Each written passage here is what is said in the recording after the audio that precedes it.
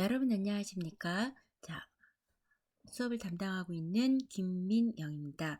자, 오늘은 다양한 사회복지 현장들 중에서 노인 장기요양시설에 대해서 또 노인 장기요양보험에 대해서 조금 더 자세히 알아보도록 하겠습니다. 우리가 전에도 노인복지 관련된 시설에서 노인 장기 요양 시설에 대해서 잠깐 다룬 바 있었었는데요.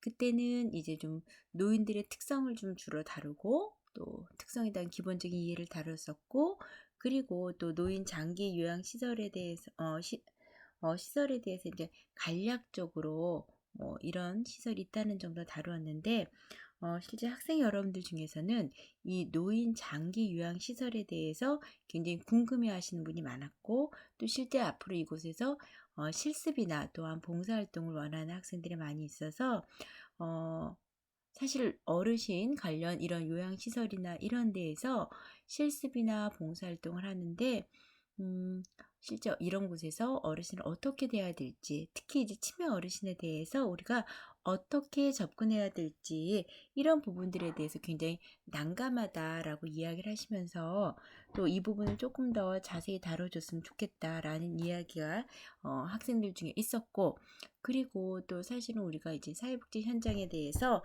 단순하게 이러이러한 시설들이 있다라는 걸 정도를 알아보는 데서 끝나는 것이 아니라, 또 우리 수업은 이러한 현장에서 어떤 문제점들을 갖고 있는지, 이 현장에서 갖고 있는 문제점에 대해서 논의하고 이야기를 나눠야 되는데, 지난 시간에는 이제 그런 부분에 대한 논의가 너무 짧았기 때문에 오늘 이 시간을 한 번 더 갖는 걸로 했습니다. 특히 이제 노인장기요양보험제도는 우리나라에서 이제 10년이 넘은 제도였고, 그래서 한 번 더 우리가 좀 돌아볼 필요가 있고, 그럼에도 불구하고 또 현재 또 우리가 노인복지 현장에서 또 노인 장기요양보험제도가 이 차지하는 비중, 또 이 전 국민에게 미치는 파급효과는 어마어마한데, 또 거기에서 우리가 좀 알아야 될 이슈들, 이런 것들에 대해서 좀 더 자세하게 심도 깊게 다뤄보도록 하겠고, 또 내용 중간에서는 우리가 치매 어르신을 만났을 때 어떻게 대처하면 좋을지 좀 실질적인 내용들에 대해서 궁금하신다고 해서 그런 부분들에 대해서 좀 더 알아보도록 하겠습니다. 자, 그럼 준비되셨나요? 자, 그럼 좀 더 잠시 뒤에 바로 시작하도록 하겠습니다.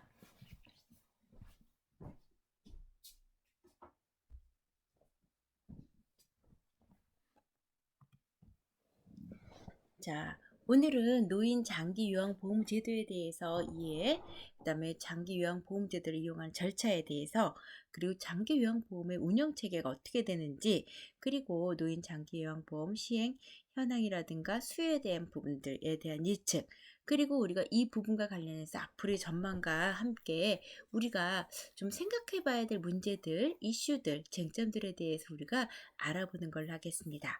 자, 그럼 다음으로 넘어가도록 하겠습니다. 자, 먼저 영상부터 하나 시청하고 오실 건데요. 자, 이번 영상은 또 노인 장기요양과 보험과 관련된 또 그런 영상이기도 하고요. 또 우리가 한번 꼭 좀 살펴봐야 될 영상인데요. 영상을 먼저 화면으로 보시고 나서, 그리고 나서 우리가 또 영상에 대한 이야기 나누도록 하겠습니다. 영상 시청하시죠.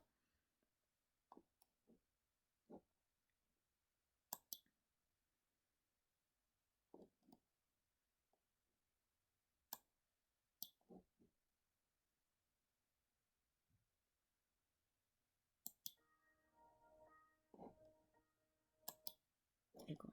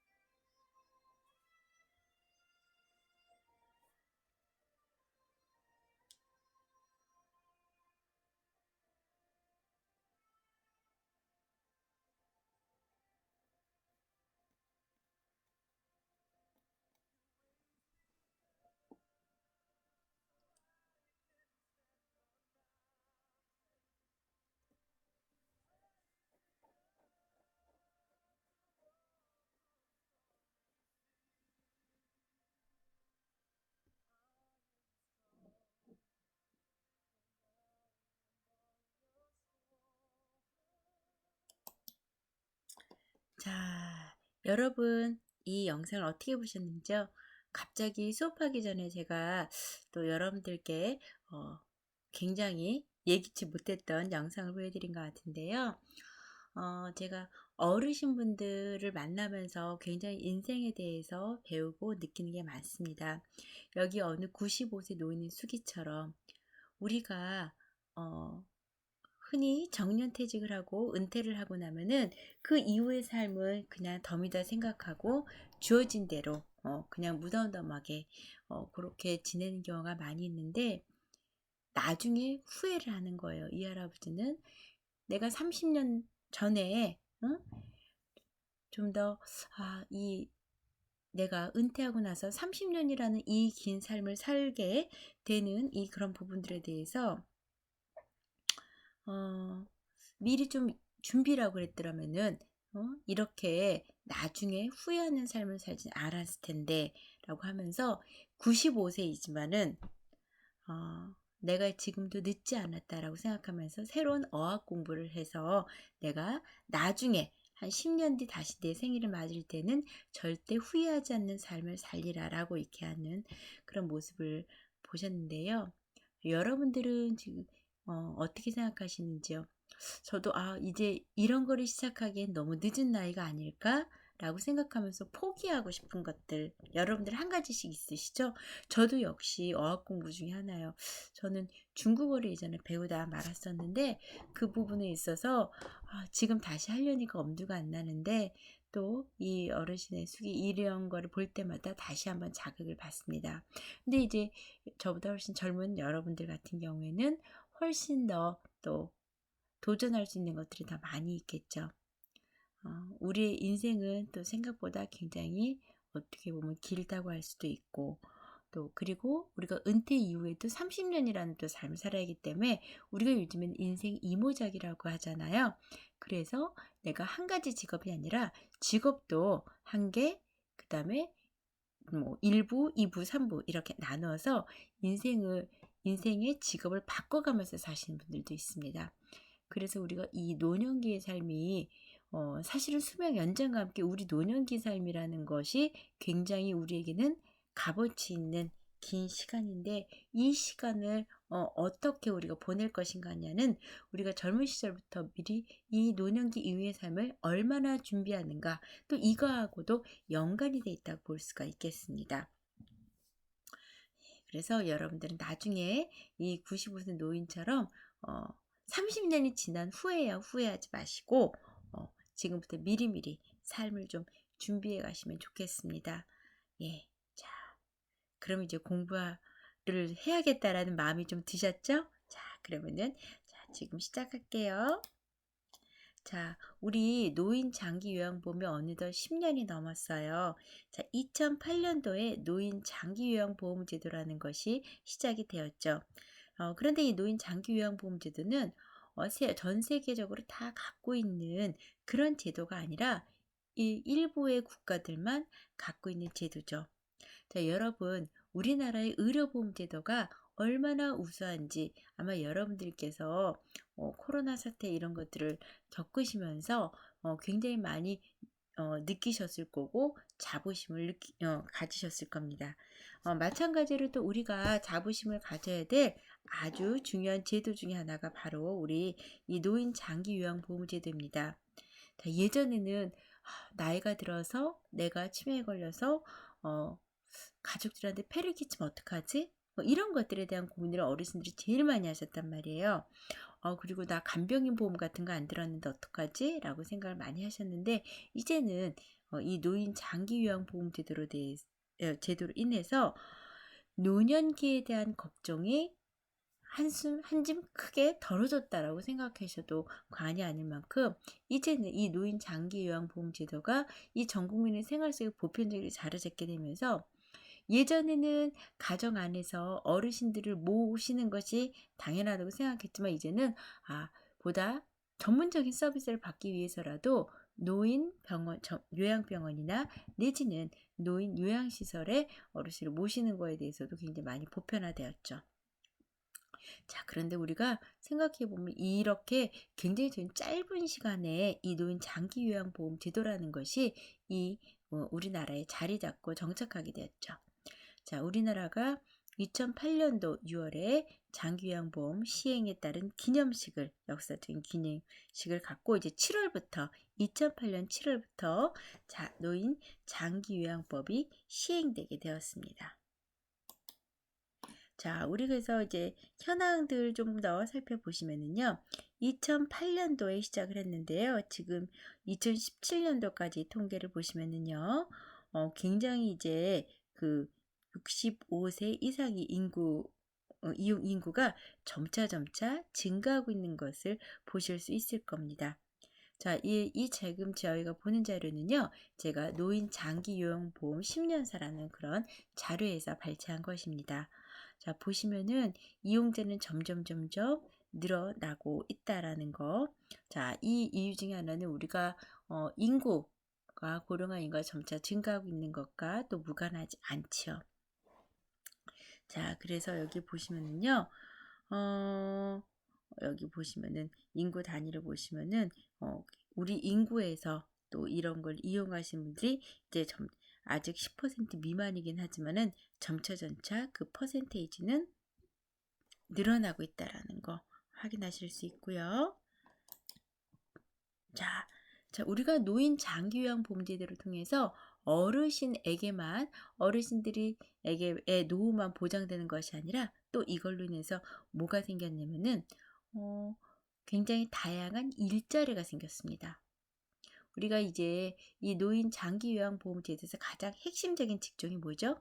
요양보호사죠. 그리고 요양보호사만 필요한 것이 아니라 노인 장기요양시설에는 또 누가 필요하죠? 사회복지사가 필요하죠.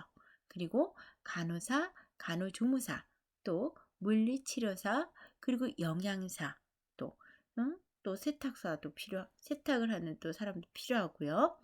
조리원부터 시작해서 운전하시는 분, 시설관리 직원까지 굉장한 다양한 직종의 사람들이 취업을 하게 되죠.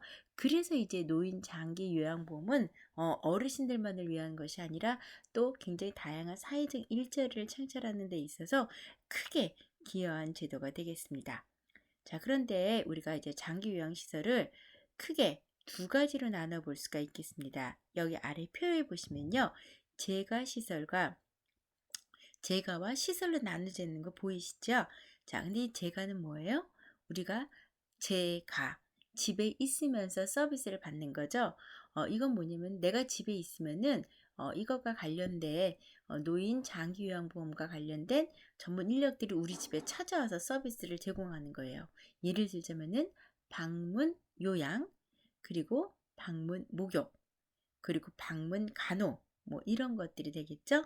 자, 그런데 시설은 뭐냐면은 우리가 노인 요양원이라고 이름 붙은 곳 있죠. 예, 그런 곳에서 시설에 들어가서 먹고 자고 생활하시고 이렇게 하면서 서비스를 받는 것이 시설이죠.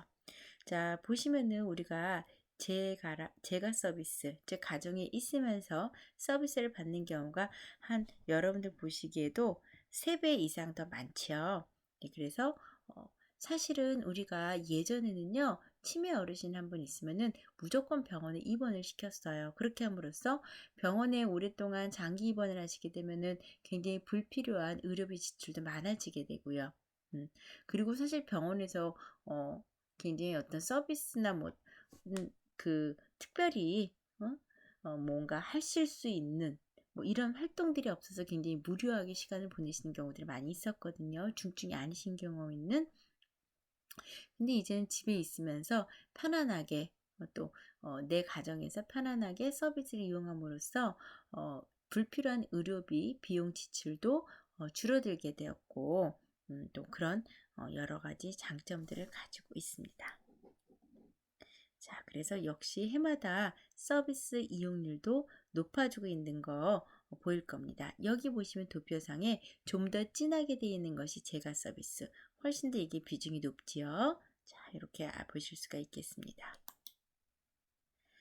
자, 그럼 기간에 대한 현황들을 알아볼까요? 자, 보면은 아까 그거 아까는 이제 시설 이용하시는 분들이고 이제는 기관의 숫자입니다.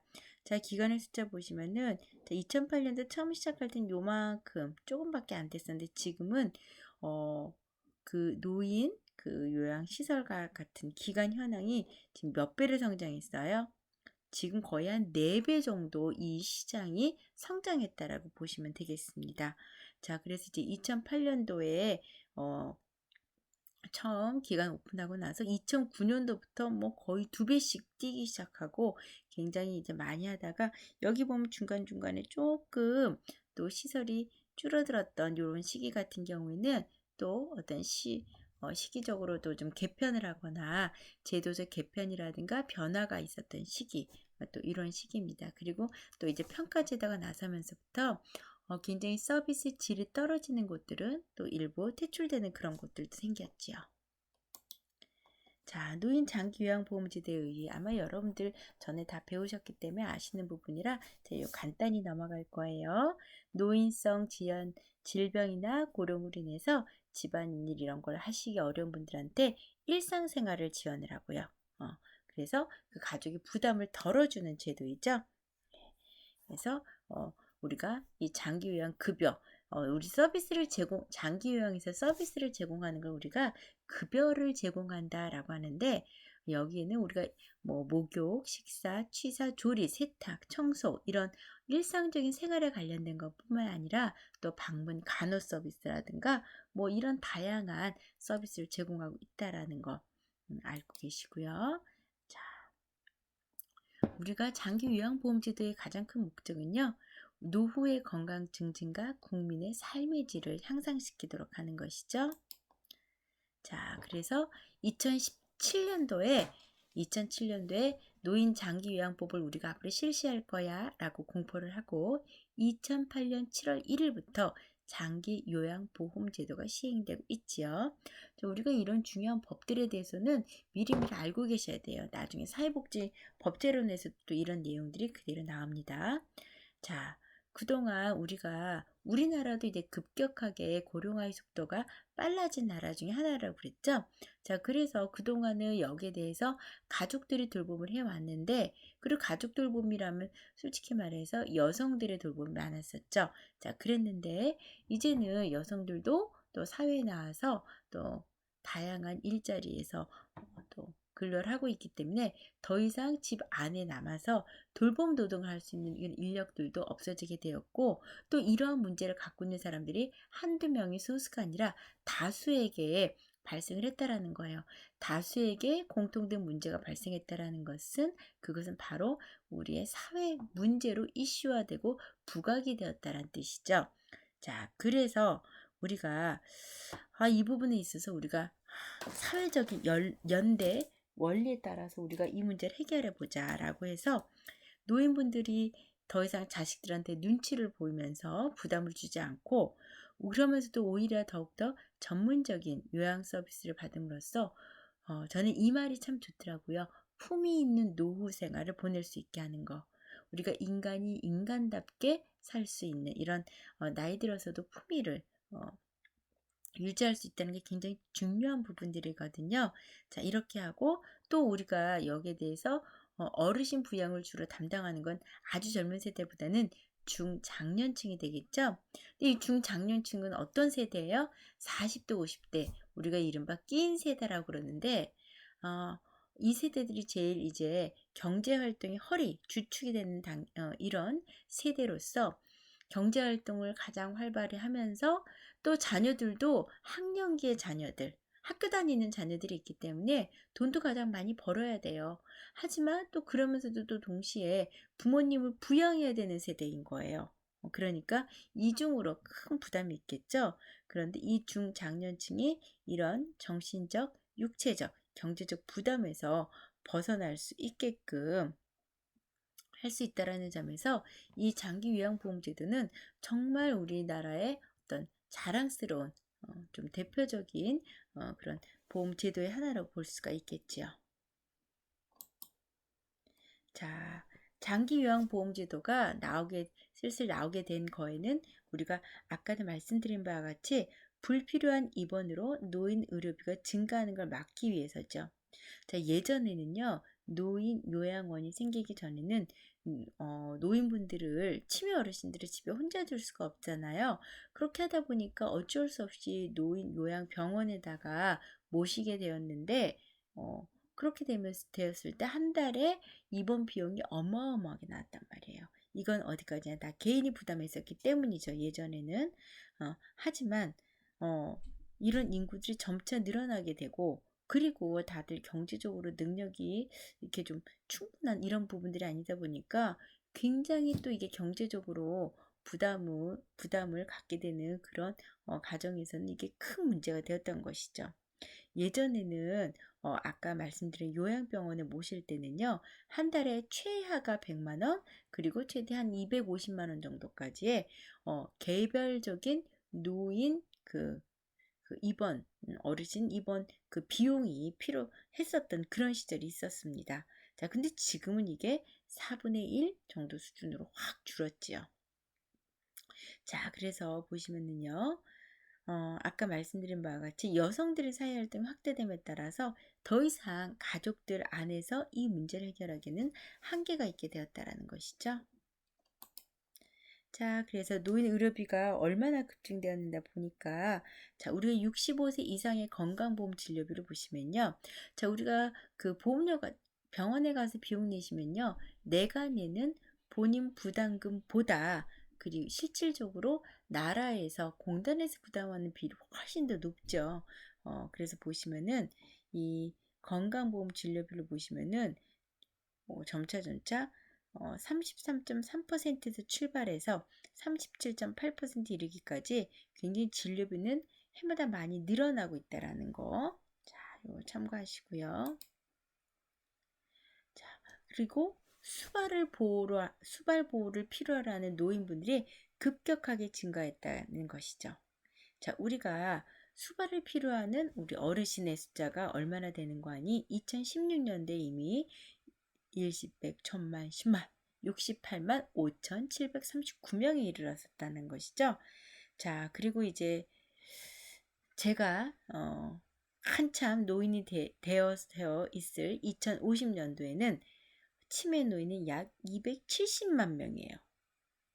그리고 치매 유병률이 이때는 15%로 굉장히 이 당시에 가족 부담은 굉장히 가중될 것이죠. 자, 예전에 그 이제 노인 장기 요양본과 관련된 그림이나 교과서를 보면요. 예전에는 젊은 사람들 4명이서 어르신 1명을 이렇게 머리에다 이고 있는 그런 사진이 나와요. 자, 그런데 2050년도나 이때쯤 되면은 노인 1명이 어르신 1명을 머리에 이고 있는 거예요. 그러니까 이거는 예전에 비해서 인구가 많이 줄었기 때문에 또 그만큼 그에 따른 어떤 부담이 젊은 세대의 부담이 훨씬 더 높아지게 된다는 뜻하는 것이죠. 자, 그렇기 때문에 이 부분은 더 이상 혼자 개인적으로 우리가 해결할 수 있는 부분의 그 선을 이미 넘어섰다라는 얘기죠. 자, 우리 여기 치매 노인의 어떤 유병률 변화 보시면은요. 자, 지금 우리가 여기 2020년도 여기쯤 있잖아요. 자, 전체 유병률 한 10% 된다고 봤는데요. 슬프게도 이제 제가 노인이 되는 2050년도에는 15%로 이게 급증하게 된다라는 거예요. 왜냐? 우리가 점차 과학기술의 발달로 인해서 생존율은 높아지고 기대 수명도 높아지잖아요. 자, 그러니까 우리가 오래 살면 오래 살수록 치매 위험률은 더 늘어날 수밖에 없다라는 것이죠. 자, 그래서 유병률이 그때쯤 되면은 15%가 되고, 자, 그때쯤 되면은 몇 명이요? 270만 명이나 또 이런 치매가 환자가 생길 것이다라는 것이죠. 굉장히 높은 숫자죠. 자, 우리 국민건강보험제도하고 차이점 보시면요. 우리가 일반적으로 아파서 병원에 가서 진찰받거나 검사받거나 약을 사거나 또는 수술이나 치료받는 거, 이런 것과 관련된 건 국민건강보험이고요. 간병이라든가 수발이라든가 일상생활과 관련된 복지지원 서비스와 관련된 건 노인 장기요양보험이란 말이에요. 자, 근데 이 가운데 있는 거가 뭐가 있냐면요. 케어 서비스라고 해서 여기는 우리가 방문 가능이라든가 노인성 질환 예방 사업이라든가 뭐 요양병원 간병비 이런 것들이 포함되어 있다라는 거 보시고요. 자, 그래서 이 노인 요양보험제도를 통해서 우리가 기대하는 거는 가장 좋은 건 우리가 아까 품위 있는 노후를 맞이해야 된다고 그랬죠? 노인분들의 삶의 질을 향상시켜 주는 거, 그다음에 가족의 부양 부담을 경감시켜 주는 거, 그리고 여성 등 또 비공식적 요양인들의 사회 경제 활동이 활성화되는 거죠. 사실 우리가 또 돌봄 노동을 굉장히 잘할 수 있는 그런 능력과 자격을 갖고 계신 여성분들이 전에는 이제 봉사활동이나 이렇게 했던 것들을 이제 일자리를 통해서 이게 경제적인 수입원으로 연결시켜 드리도록 함으로써 또 그분들이 경제활동을 하게 되면 어떻게 해요? 또 그걸 갖고 소비를 하게 되겠죠. 그래서 사회 서비스 일자리 확대를 통해서 그분이 번 돈을 갖다가 또 소비를 하시게 되니까 자연스럽게 지역 경제가 활성화되는 그런 상황이 되겠죠. 자, 그리고 노인 의료 및 요양 전달 체계를 보다 효율성 있게 할 수 있는 그런 장점들도 가지고 있고요. 자, 그래서 절차를 좀 간략히 여기서는 먼저 간략하게 다루고 뒷부분에서 자세히 다뤄볼게요. 먼저 장기요양을 신청하면요, 공단에서 방문 주사를 나와요. 그래서 이 어르신은 몇 급입니다 하고 1급입니다, 2급입니다 등급 판정이 나와요. 자, 그럼 등급 판정이 되고 나면은 공단에서 각 어르신 가정으로 장기요양 인정 결과를 통지를 해요. 그래서 당신 댁에 계신 김민영 어르신은 요양 그 등급 몇 등급입니다. 그래서 몇 등급까지는 어르신은 시설 보호도 받으실 수 있고 뭐 이런 설명들 다 있어요. 자, 그러면 이제 거기에 따라서 맞춰서 내가 이용할 수 있는 장기요양 급여를 이용하면 돼요. 이 어르신이 예를 들어서 좀 상태가 중하신 경우에는 시설에 가서 입소해서 서비스를 받으실 수 있도록 되어 있고요. 그 정도까지는 아니다 그러면은 집에 있으시면서 혼자 목욕하거나 이런 건 어려우니까 방문 목욕이나 또는 방문 간호나 또는 방문 요양 서비스를 받으실 수 있다라고 하면은 각각 본인에게 해당되는 내용에 맞게끔 장기 요양 급여 서비스를 이용할 수 있도록 그렇게 되어 있습니다.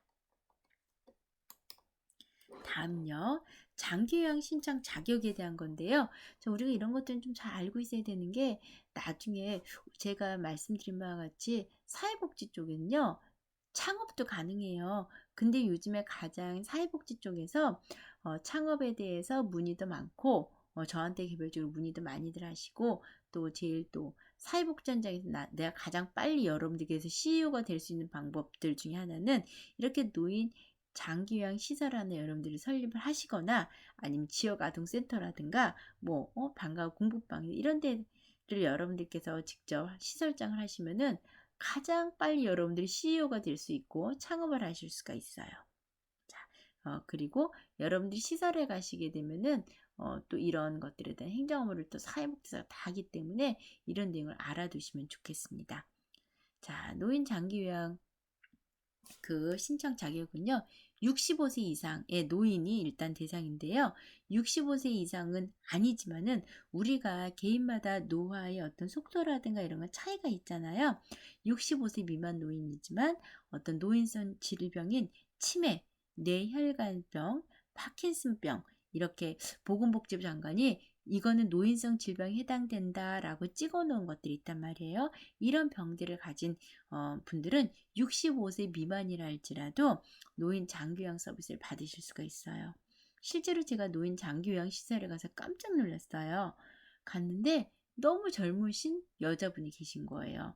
보니까 나이가 50대 초반인데 벌써 노인성 질병이 온 거예요. 뇌혈관성 질환으로 인해서. 그래서 그걸로 인해서 이렇게 요양시설에 계시는 그런 부분도 봤었고, 심지어는 저는 저하고 가장 또 나이가 비슷한 또래에 계신 분이 또 이렇게 노인 요양시설에 어떤 평가를 갖다가 비슷한 또래인데도 불구하고 벌써 노인성 질환으로 이렇게 요양시설에 와 계신 분을 보고 굉장히 충격을 받았던 그런 적도 있습니다.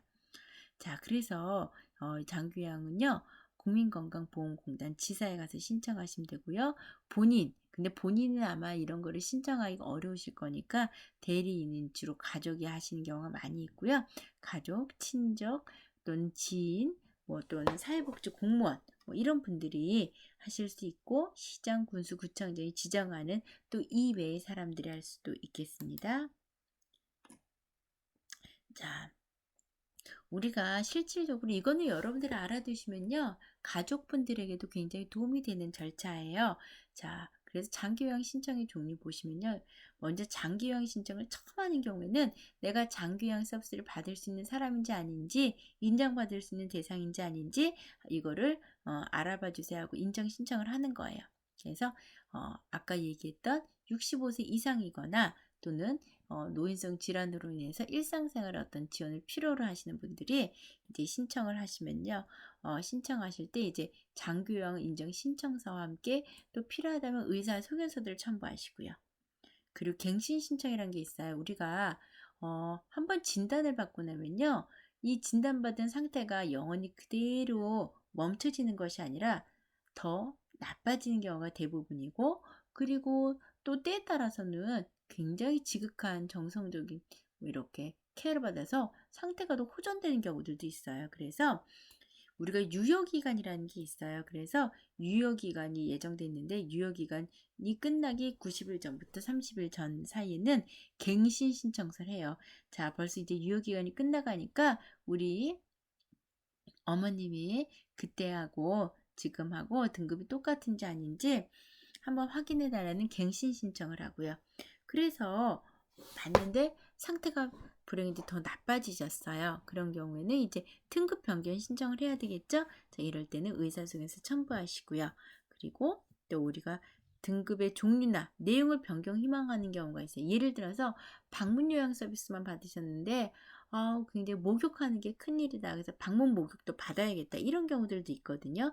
이렇게 급여 내용이나 종류가 변경될 경우에는 또 이를 신청해서 또 장기요양 급여 종류나 내용 변경 신청서 쓰시면 되겠고, 그리고 내가 이제 장기요양 서비스를 신청했는데 생각지도 않게 대상이 안 된다고 나온 거예요. 이런 경우에는 이의 신청을 하실 수가 있습니다. 근데 이의 신청은요, 아무 때나 하시는 게 아니고 처분이 있은 날부터 90일 이내, 석 달 이내에 하셔야 된다라는 거.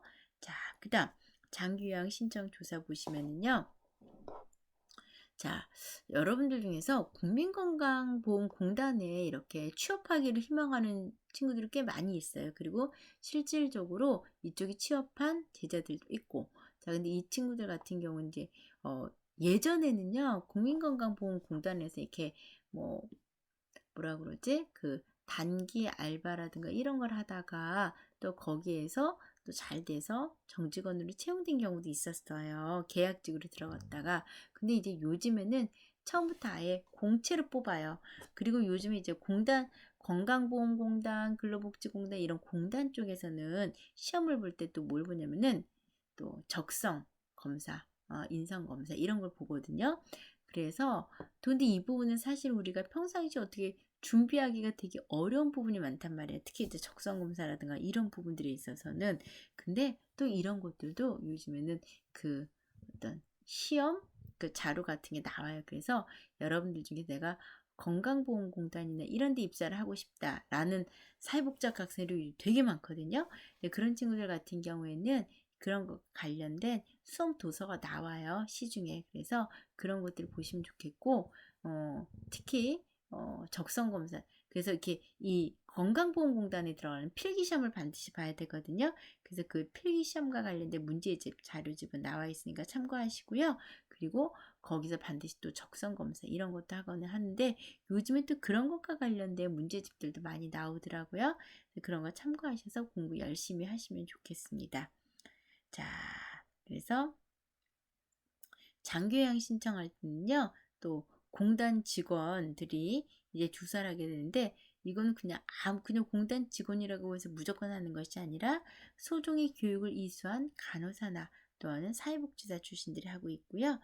이거는 조사할 때는요, 신청인 거주지에 직접 방문을 해서 집에 가서 이거를 이제 조사를 하게 됩니다.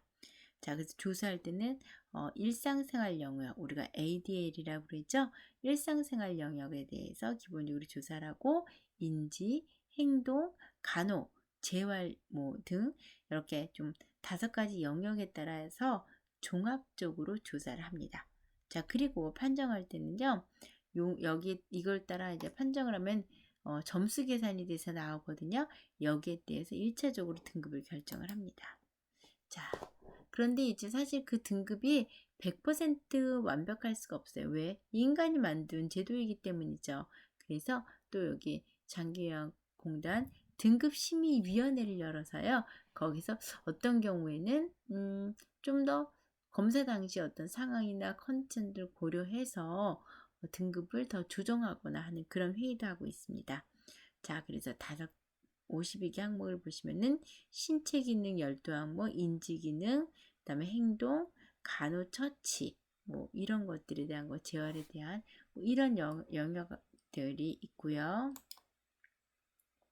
자, 등급은 1급부터 5급까지 있습니다. 근데 이 5급이 이제 치매 등급이에요. 자, 그런데 사실 여기 1급이 제일 중하거든요. 그런데 우리가 그러니까 1급 어르신 같은 경우에는 거의 와상 어르신이라고 생각하시면 돼요. 누워 계시는 분, 그런 분들 제일 심각하신 분들인데 문제는 이제 1등급이 제일 장기 요양에 대해서 어떤 서비스나 이런 거에서 되게 비용을 제일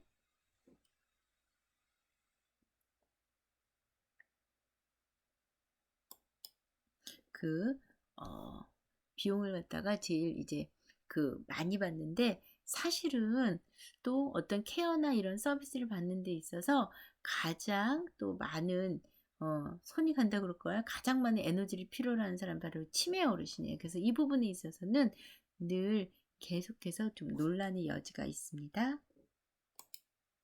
자, 그래서 의사소견서를 또 등급판정위원 하기 전에 사실은 우리가 이 조사받으러 올 때 그 하루의 컨디션이 모든 거를 또 좌우한다 그러면은 또 그게 또 불합리할 수도 있기 때문에 거기에 대해서 의사소견서를 또 제출을 하고요.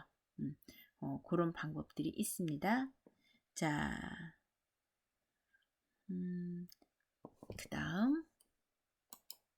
자, 이제 영상 하나 시청하고 가실 텐데요. 어떤 영상인지 보고 나서 우리가 보면서 좀 설명을 드릴게요.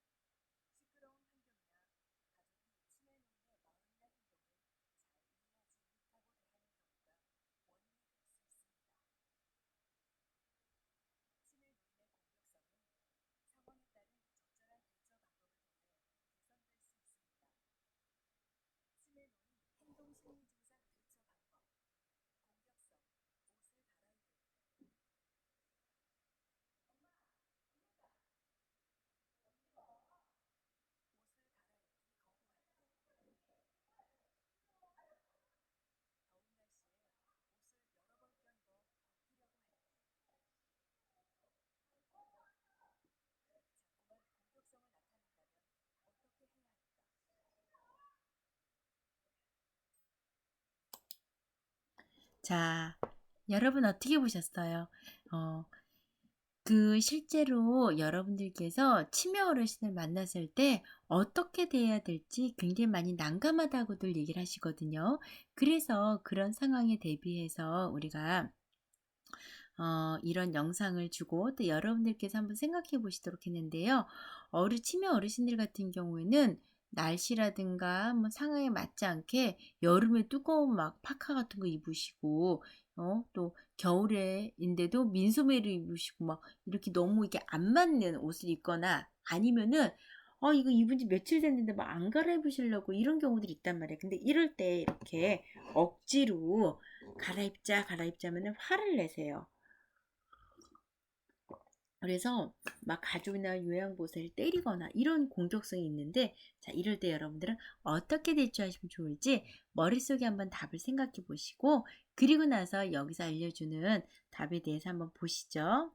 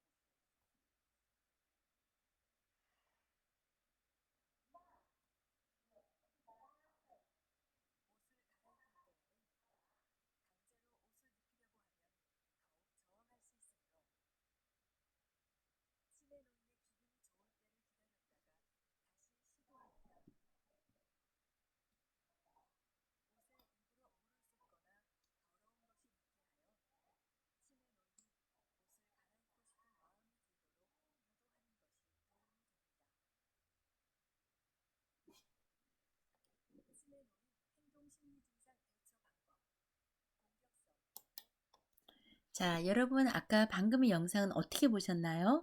자, 뭔가 억지로 하자 그러면은 막 더 성을 내시거든요. 그래서 웃는 얼굴로 어르신 이제 살살 유도를 하는 거죠. 그래서 이게 정말 예쁘다. 그러면서 뭐든지 스스로 할 수 있게끔. 자, 여러분들 옛날 그 동안 생각나시죠? 자, 우리가 그 나그네가 가는데 바람하고 해하고 서로 내기를 했었죠.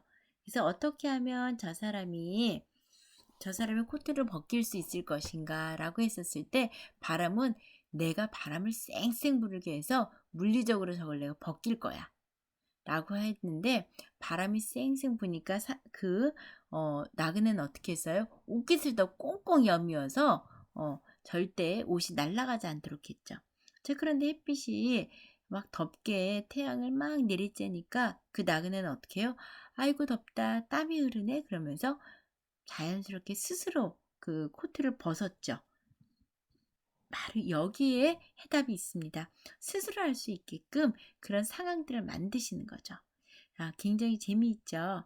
그래서 근데 우리가 실제 현장에서는 이제 이런 거에 대한 노하우가 있냐 없냐가 이제 경력에 따라 차이가 많이 있고, 또 이런 부분들에 대해서 여러분들이 실제 수업 시간에 좀 현장에 대해서 실질적인 거 이런 것들을 많이 배우고 싶어 하는데, 너무 이렇게 이론적인 것만 배웠을 때는 실제 나가서 행동을 어떻게 해야 될지 모르겠다. 봉사활동이나 실습활동 어떻게 해야 될지 모르겠다. 이런 얘기를 많이 나오셔서 좀 이렇게 사례별로 미리미리 대처할 수 있는 법들에 대해서 좀 알려드리고 싶어서 지금 영상을 보는 거니까 여긴 여러분들이 스스로 머릿속에 또 생각한 답들도 한번 생각해 보시면서 따라오세요. 자, 두 번째예요.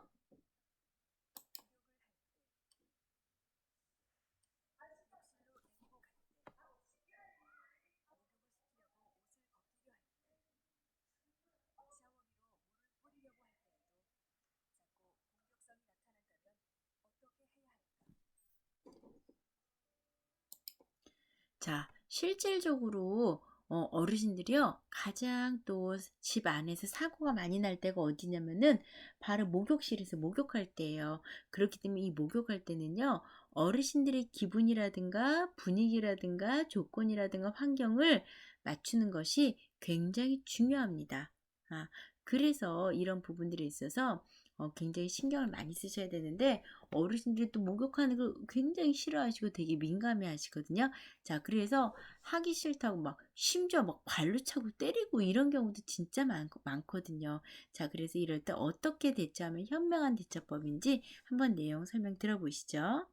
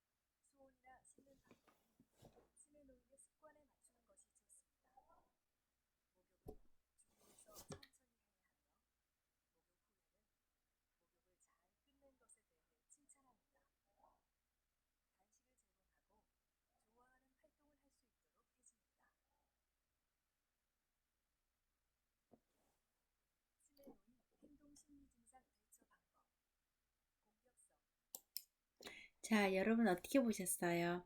자, 우리가 이 어르신들 이런 모습을 보면서 굉장히 우리 애기들 목욕시킬 때랑 또 비슷하다라는 생각하죠?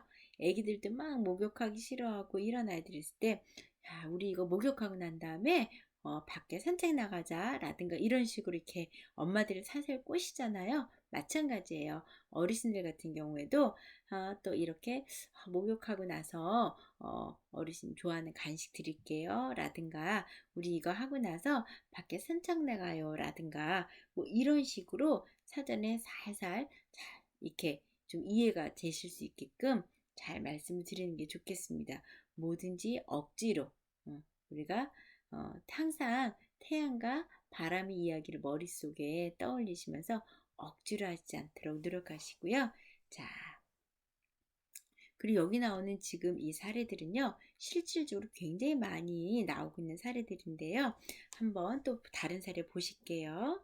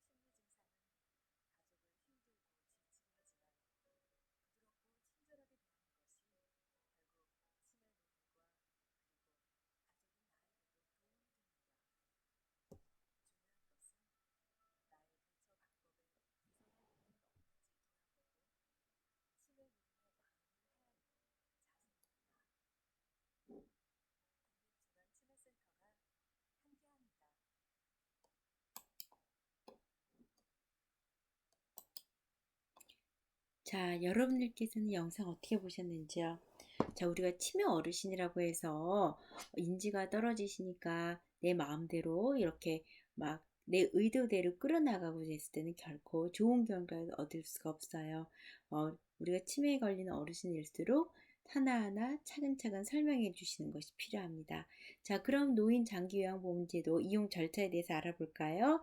또 다음에 또 저런 사례 영상은 또 하나 뒤에서 나올 거예요. 자, 등급 판정 절차 좀 더 자세히 볼게요.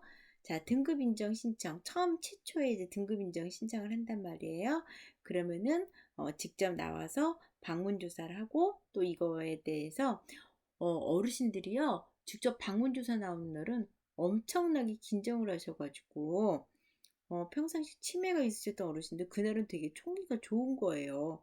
하지만 그래서 우리가 일상적인 상황이라든가 이런 거에 대한 것들을 증빙하기 위한 의사소견서를 제출하고요. 그러면은 등급판정위원회에서 심의를 해서 1에서 5등급, 그다음 등급에 이렇게 등급을 판정하게 됩니다. 따라서 요양 필요도에 따라서 등급을 이제 부여하게 되고요. 자, 등급 처리는요. 신청일부터 30일 이내에 등급 판정 완료하도록 한대요.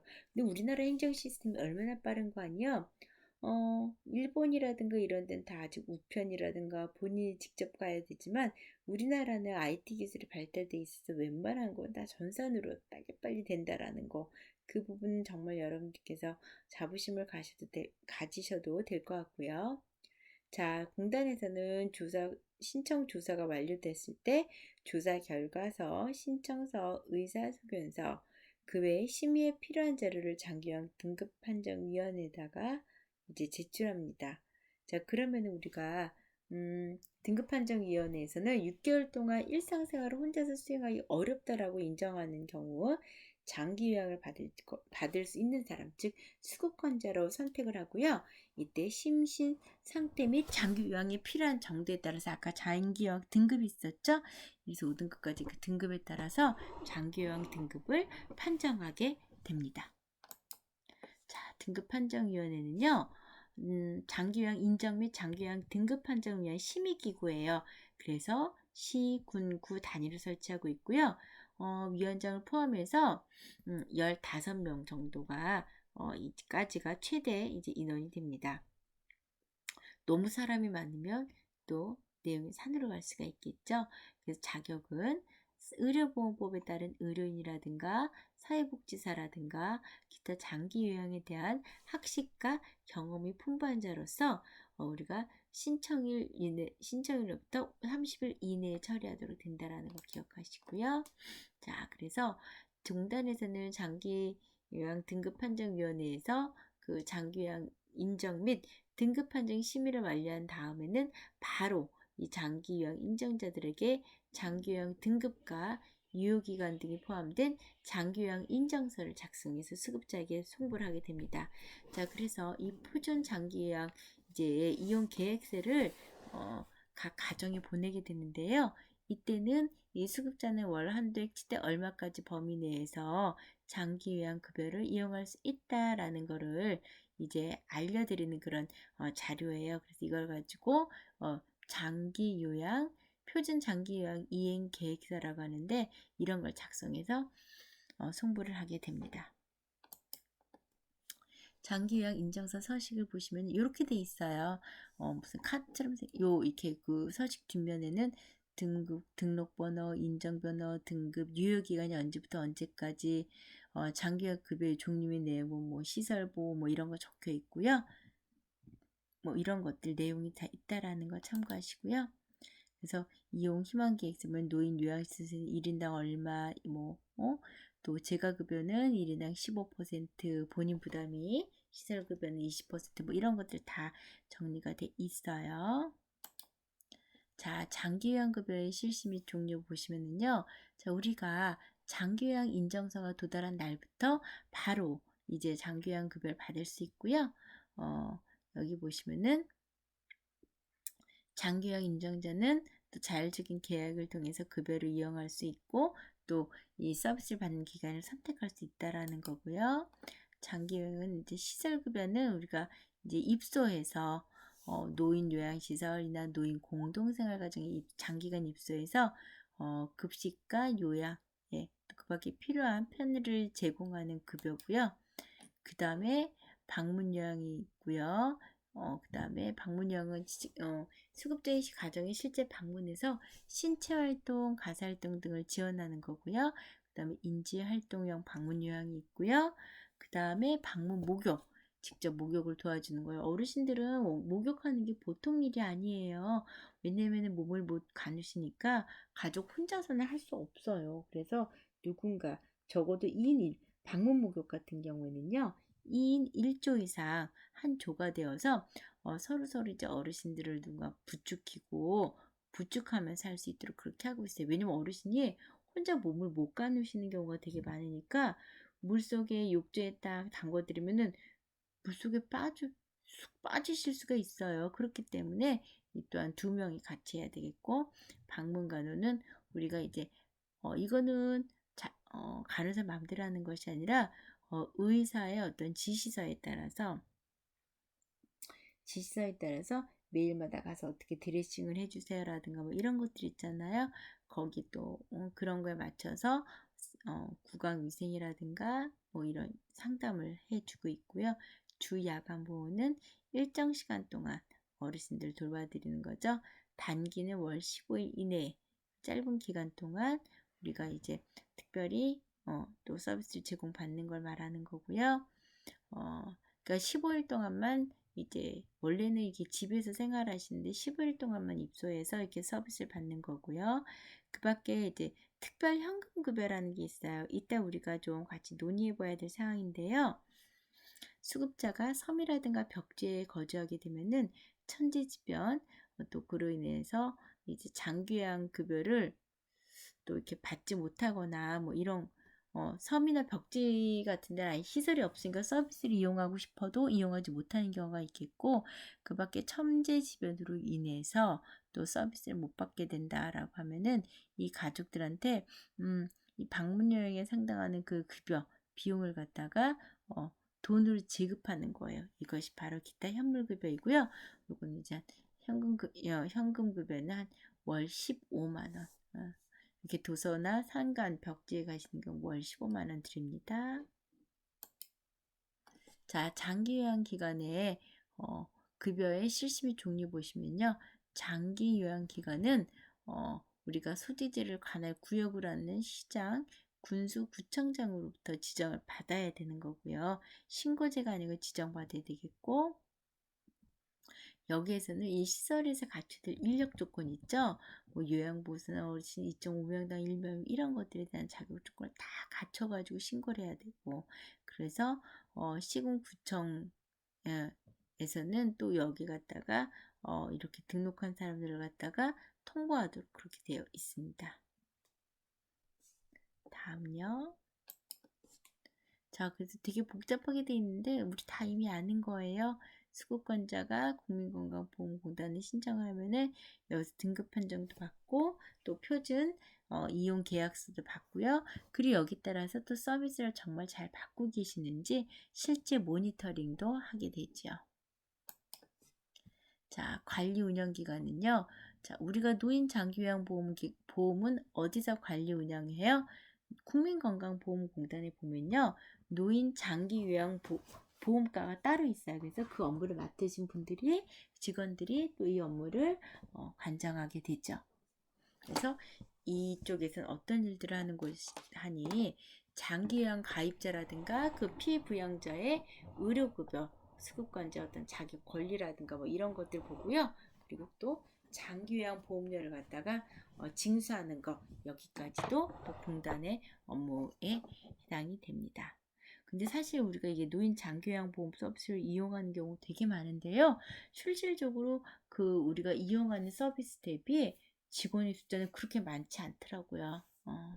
굉장히 많은 업무 부담이 좀 많은 편이더라고요. 자, 그리고 장기요양 사업 수행 시 우리가 새롭게 추가되는 업무는 신청에 대해서 조사하고 등급 판정하고 표준 장기요양 이용 계획서를 제공하고 요양급여를 관리하고 평가하고 또 그리고 여기에 대해서 이용 지원에 대한 사항 같은 걸 제공하고 특별 현금 급여를 지급하고 장기요양 급여 제공 내용을 확인하고 또 장기요양 사업에 대해서 조사, 연구, 홍보를 합니다. 저도 여기 가서 좀 발표 이런 걸 한 적이 있었고요. 또 노인성 질환 예방 사업이라든가 뭐 이런 것들 하고 있고요. 그 밖에 보건복지부 장관이 위탁한 업무 기타 등등을 하게 된다라는 것이죠.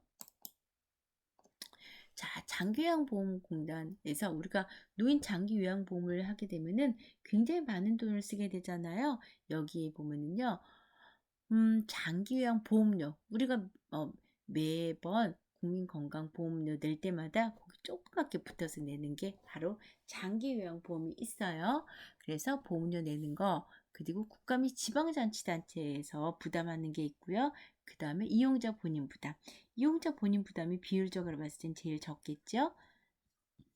그래서 공단에서는요. 여기서 건강보험료하고 장기요양보험료는요. 서로 별도의 회계로 따로따로 말하자면은 다른 주머니를 차고 요걸 또 관리하도록 되어 있습니다. 장기요양보험료는 어떻게 만드냐면요. 건강보험료 내는 그 비율에 따라서 결정이 되는 거예요. 그래서 장기요양보험료에 곱하기 건강보험료 내는 거 곱하기 장기요양보험료율이 있어요. 그래서 그건 뒤에서 설명드릴게요. 이 장기요양보험료 요율표는요. 매년마다 조금씩 틀려져요. 왜냐하면 우리가 매년마다 건강보험 몇 프로, 뭐 이게 국민연금 몇 프로 이렇게 4대 보험의 보험료 내는 그 비율, 요율이 달라지잖아요. 2020년대 보면요. 자, 우리가 국민연금은 4.5% 내죠. 되게 많이 낸단 말이에요.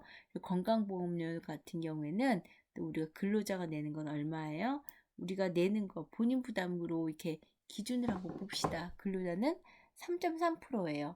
그러니까 건강보험료는요, 사업자 반, 근로자 반 이렇게 낸다고 생각하시면 돼요.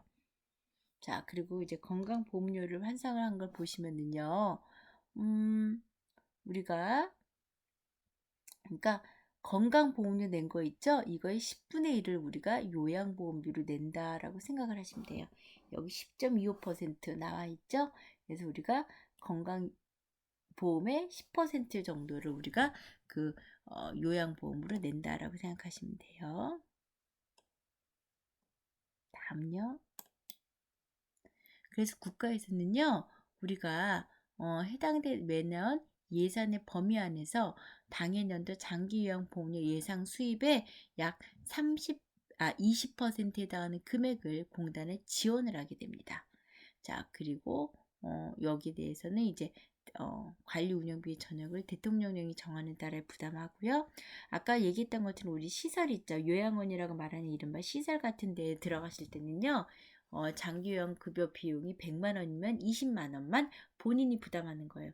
나머지 80%는 공단에서 이 전에 세금 낸 거 있잖아요. 그거 가지고 공단의 기금 가지고 운영을 하고요. 그걸로 지불하는 거고 재가는요. 우리가 장기요양 급여 비용의 15%만 우리가 본인이 부담한다라는 거 참고하시면 되겠습니다. 그래서 근데 이게 경제적인 능력에 따라서요. 본인이 본인 부담금을 더 좀 감경해 주는 거, 깎아 주는 거, 할인해 주는 게 있어요. 그래서 희귀 난치성 질환자이면서 차상이거나 아니면 만성 질환자이면서 차상이신 분들, 이런 분들은 아무래도 상대적으로 의료비 비용이 부담이 높으니까 좀 더 절감을 시켜드려야 되겠죠. 그다음 저소득 대상자. 이분은 우리가 이제 저소득 대상자는 객관적인 근거를 이제 보험료에서는 월별 보험료 이걸 가지고 보는 거죠. 그러니까 급여가 많거나 이런 분들은 보험료가 훨씬 더 높잖아요. 그래서 월별 보험료액을 가지고 확인하고 있고요. 직장 가입자는 직장 보험료액과 가입자 수, 재산 과표액을 기준으로 해서 감경 여부를 판단합니다. 자, 보시면 되겠고요. 본인 부담금 감경 조건은 절차는 역시 건강보험공단이 갖고 있는 자료를 토대로 해서 그 요건에 해당되는지 확인해서 거기에 맞으면 감경을 해줍니다. 그런데 이제 여기 보시면요, 나라에서 내주는 것도 있지만은 또 이건 전액 본인이 부담해야 되는 것들이 있어요. 어떤 거냐면은 이건 본인이 직접 소비하는 그런 것들인데 예를 들자면 식사 재료비, 이거는 본인이 직접 부담하고요. 그 다음에 상급 침실 이용에 따른 추가 비용. 예를 들어서 나는 요양시설 같은 데 가면은 보통 이제 4인 1실, 3인 1실 이렇게 돼 있잖아요. 근데 나는 혼자 있을래. 혼자 방 쓸래. 그러면 우리가 병원 같은 경우에서 입원실이 3인실보다는 1인실이 비싸잖아요. 마찬가지로 상급 침실이라면 그렇게 이렇게 혼자 쓰는 방이라든가 이런 거 할 때는 훨씬 더 거기에 대한 추가 비용을 내게 되는데 이거는 나라에서 내주는 게 아니고 내가 내야 된다라는 거예요. 자, 그리고 장기요양급여의 월 한도. 이 사람은 한 달에 최대 얼마까지 쓸 수 있다라는 금액이 있는데 실제 그거보다 더 많은 비용이 나왔어요. 그러면 그거는 본인이 부담해야 된다라는 얘기입니다. 자, 재가 및 시설급여 비용의 청구 및 지급인데요. 장기요양기관에서 시설 및 또 재가급여를 실시했을 때는 또 우리가 공단에다가 장기 요양급여 비용을 청구해야 돼요. 그래서 우리가 요양시설에 있는 사회복지사가 하는 일 중에 제일 중요한 것 중에 하나가 바로 이런 시설급여 비용의 청구라든가 지급이라든가 이런 행정적인 일들을 하는 거예요. 자, 그래서 이런 행정 일들을 하는데 사회복지사들이 이런 일들을 하고 있다라는 거 알고 계시면 되겠고요. 근데 여기서 중요한 거는요, 이 급여 비용을 굉장히 정확하게 책정을 해서 지금 요청을 하셔야 되는데, 이걸 갖다가 부당 수급을 하거나 더 이렇게 많이 하시거나 하면 이게 큰일 납니다. 그래서 이거 하실 때는 진짜 한 치의 실수나 오차도 없게끔 정확하게 하셔야 돼요. 자, 그 다음 재가급여 습관에 이런 거는요, 매년마다 달라지는데요. 뭐 방문 요양, 방문 목욕 뭐 이런 것들에 따라 다 방문 간호, 주야간 보호도 시간에 따라 아니면은 등급에 따라 달라진다라는 거 참고하시고요. 단기 보호도 있었죠. 그 다음에 치매 전담형 장기 요양 기간 급여도 2급부터 5급까지 이렇게 달라진다라는 거 시간당 그 1인 비용이 달라지고요. 또 시설급여도 1인당 비용이 이게 매년마다 조금씩 달라진다라는 거고요. 또 치매 전담형 시설급여에는 또 1인당 비용이 2등급일 때, 그리고 또 3에서 5등급일 때, 또 그리고 가형이냐 나형이냐 뭐 이런 것들에 따라 또 달라진다라는 거 참고하시면 되겠습니다. 자, 그 다음에 아까 말씀드렸던 가족 요양비 15만원, 월 15만원인데요. 사실은 이게 굉장히 좀 큰 이슈예요. 어떤 면에서 이슈냐면은 섬이라든가 벽지라든가 장기요양 기관이 아예 없어요. 백령도 같은 데도 없어요. 노인 시설이. 자, 이런 경우에 거주하시는 분들이라든가 천재지변이라든가 뭐 이런 그 밖에 유사한 사유로 인해서 장기 요양 기간이 인정하는 장기 요양 급여를 받으실 수가 없는 경우, 뭐 이런 경우에 또는 또 가족으로부터 장기 요양 서비스를 좀 이렇게 받아야 되는 이런 경우 있잖아요.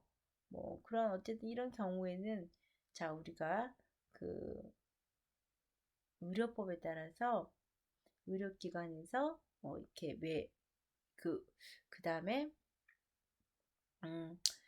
이것과 관련된 우리가 의사소견서를 발급해야 되는데 뭐 의사소견서 같은 경우에는 뭐 보건지소에서 받는 거랑 또 의료법에 따른 의료기관에서 받는 거랑 비용이 좀 틀리다는 거 참고하시고요.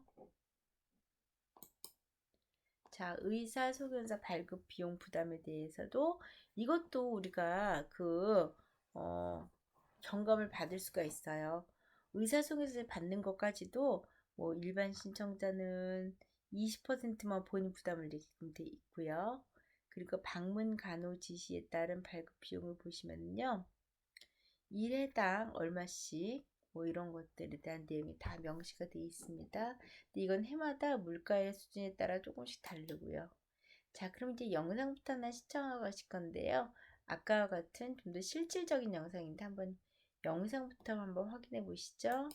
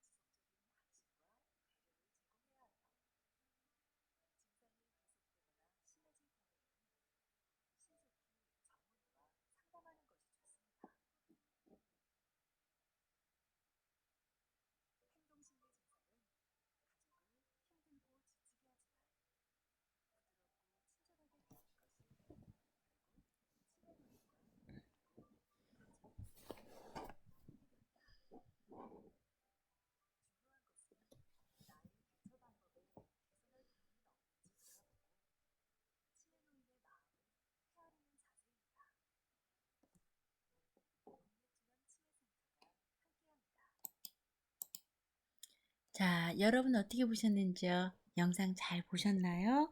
자, 나중에 여러분들이 이제 요양시설이나 이런 데서 또 어르신들 만나시게 되면은, 이런, 오늘 영상에서 배웠던 내용들을 참고하시면은, 굉장히 효과적으로 여러분들이, 실습 및 봉사활동 하실 수 있고, 또 정말 큰 효과를 보실 수가 있으니까 참고하시고요.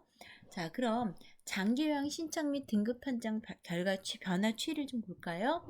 고령화 추세와 같이 맥을 같이 함으로써 우리가 노인 인구 대비율 또 장기 요양 등급 판정률 모두 다 증가 추세 보이고 있고요. 자, 2008년도에 비교해 봤었을 때 우리가 인정률이 점점 1.2배 이상 증가했고요. 그리고 보면은 등급의 판정률도 점차 높아지고 있고요. 이제 치매 등급도 점차 높아지는 걸 알 수가 있습니다. 자, 장기요양 등급 신청 변화 추이 한번 보시면은 보신 바와 같이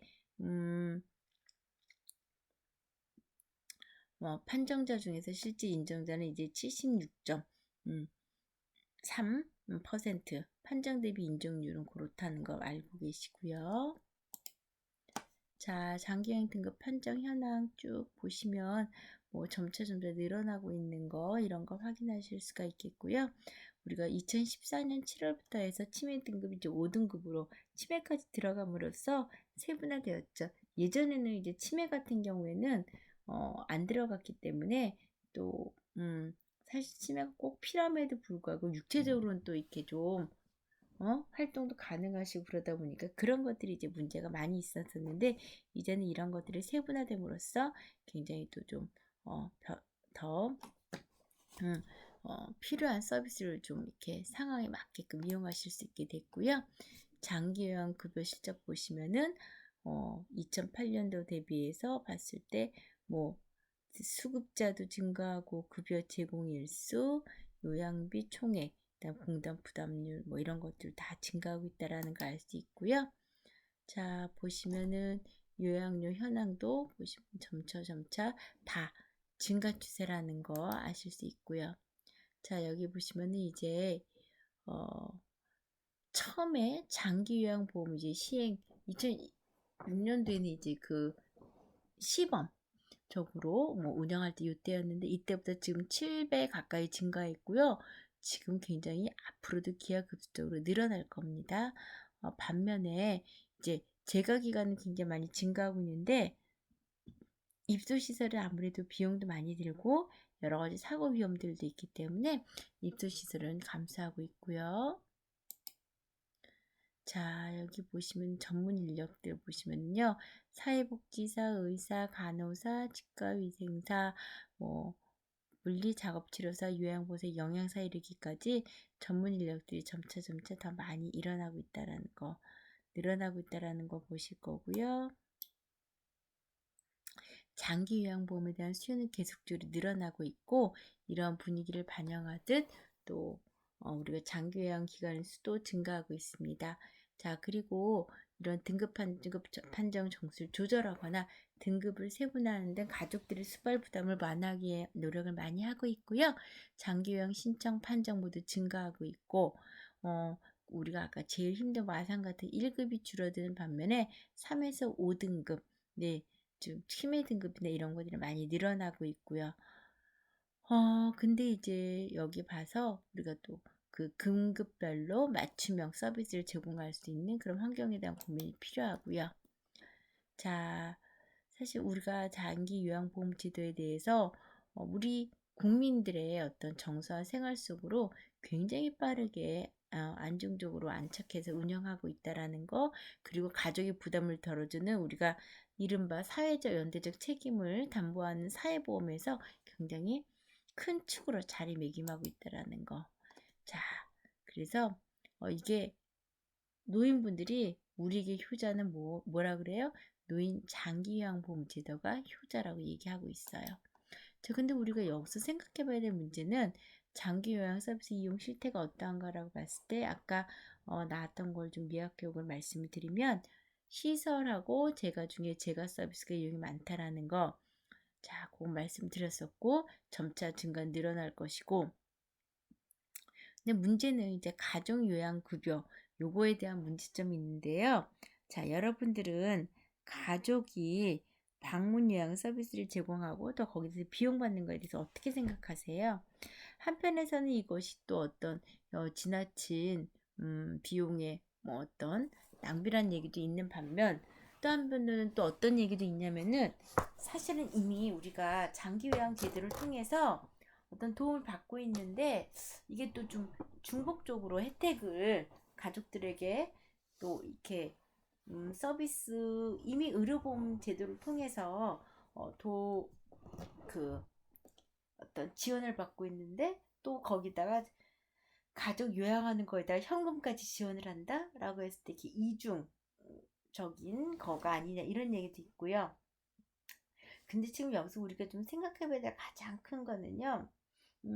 여러분들 가정에 요양보호사가 와서 어르신께 서비스를 제공하는 것이 서비스의 질이 더 높을 것인가 아니면 어떤 가족이 그 어떤 어르신의 어떤 뭐 수치심이라든가 아니면 기호 선호도를 잘 알고 있기 때문에 가족이 또 이런 장기 요양 급여를 제공하는 것이 더 맞을 것이냐 여기에 대해서는 되게 논란의 여지가 많아요. 만약에 우리가 오프라인상으로 교육을 했다라고 하면 제가 아마 이런 부분에 있어서 한번 손을 들고 찬성과 반대템으로 물어볼 것 같은데 지금 가족 요양급여에서 가장 큰 문제는 형평성의 문제 이게 있고요. 네, 두 번째로는 부정수급에 대한 거 있어요.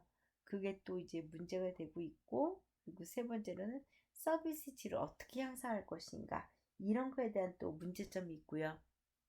그리고 장기요양 그럼 마지막으로 장기요양 인프라의 지역 간 불균형 현상에 대해서 알아보자 그랬는데 아까 말씀드린 바와 같이 도시 지역이나 이런 데 교통이 좋은 곳에는 노인 장기요양 시설이 굉장히 많아요. 그런데 저 시골로 가거나 교통이 안 좋거나 이런 데는요 굉장히 장기요양 시설 자체가 없어요. 그래서 시설결 어떤 지역 간 인프라나 이런 것들에 대해서 불균형 문제에 대해서 굉장히 심각성이 한 그런 문제들이 일어나고 있는데 우리가 이 부분에 대해서는 앞으로 어떻게 또 보완해 나갈 것인가 이것이 또 우리 현장에서의 숙제인 것이죠. 자, 그래서 오늘은 노인 장기 요양 시설에 대해서 좀 더 자세히 알아보았고 또 어르신들의 어떤 실제 상태에 따라서 우리가 어떻게 대응할 것인가에 대해서 알아보았습니다. 여러분 장시간 수고 많이 하셨습니다. 다음 시간에 뵙겠습니다.